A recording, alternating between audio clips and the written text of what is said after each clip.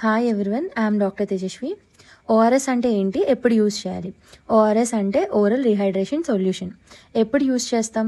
Dehydration స్టేట్లో use చేస్తాం. Mostly diarrhoea అంటే loose motions in children or adults వచ్చినప్పుడు యూజ్ చేస్తాం. ఏ ఓఆర్ఎస్ యూజ్ చేయాలి?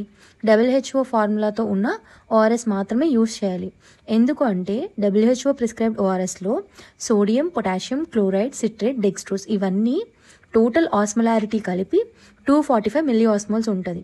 ఎందుకు ఇలా ఆస్మోల్స్తో కలిపి చెప్తున్నాను అని మీకు డౌట్ రావచ్చు. ఎందుకంటే మనం ఓఆర్ఎస్ ఎప్పుడు తీసుకుంటాం? డిహైడ్రేట్ స్టేట్లో, మోస్ట్లీ ఇన్ డయేరియా కదా.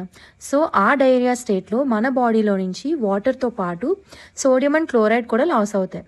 సో వాటిని తిరిగి మన గట్ నుంచి బ్లడ్లోకి అబ్జర్వ్ చేసుకోవాలి అంటే ఓఆర్ఎస్ యొక్క ఆస్మోలారిటీ మన బ్లడ్ ఆస్మోలారిటీ కంటే తక్కువ ఉండాలి. అలా ఉన్నప్పుడు మన గట్ నుంచి water and sodium, chloride and glucose అనేవి బ్లడ్లోకి అబ్జర్వ్ చేసుకుంటాయి, మనల్ని రీహైడ్రేట్ చేస్తుంది.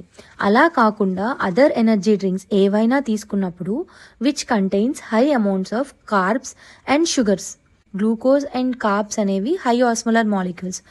సో ఎనర్జీ డ్రింక్స్ అనేవి మన బ్లడ్ కంటే ఎక్కువ ఆస్మోలాల్స్ ఉంటాయి.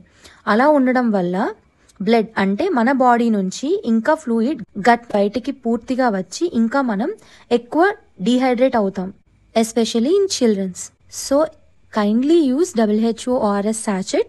If you find this video useful, please kindly like, share and subscribe my channel for more content. Thank you for watching.